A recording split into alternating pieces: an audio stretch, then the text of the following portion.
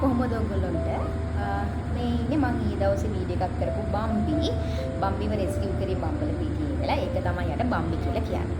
ඉතින් ඔයගොල්ලෝ දකින්න ඇති මේ පේනවාද එයාගේ තුවාල තියෙනවා. ඊට පස්සේ එයාගේ කොන්දෙන් පහළ කොටස සම්පූර්ණයෙන්ම වැඩ කරන්නේ නැහැ. මේ කකුල් වලට එයාගේ දැනෙන්නේ නැහැ.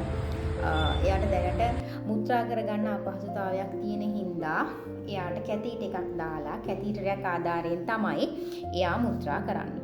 ඊට අමතරව එයාට තියෙනවා කැට් ෆ්ලූ ගතියක්. ඒ කියන්නේ හෙම්බිරිසාව තියෙනවා එයාට. ඉතින් ඒකට ට්‍රීට්මන්ට් කරනවා. ඉතින් ඕගොල්ලෝ ගොඩ දෙනෙක් මගෙන් නිතරම අහන දෙයක් තමයි පාරෙන් සතෙක් ගේනකොට මට ගෙනල්ලා බාර දෙනකොට ගොඩක් අය කියනවා පස්සේ අපි ඒගොල්ලෝගේ ලෙඩ ගැන ඕගොල්ලෝව දැනුවත් කරනකොට ගොඩක් අය මගෙන් අහන දෙයක් තමයි අපි පාරෙන් ගේනකොට එයා හොඳට හිටියා කියන එක.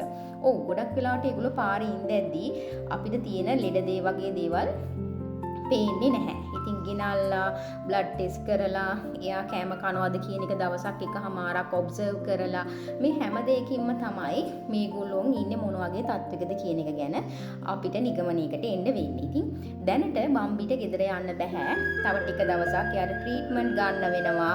එයාගේ සම්පූර්ණයෙන්ම ලෙඩ ටික හොඳ වෙලා ડોක්ටර්ස්ලා එයාට ගෙදර යන්න කියලා කියන දවසට තමයි බම්බිට ගෙදර යන්න වෙන්නේ. එතකන් බම්බි රෝහලේ ඉන්නවා.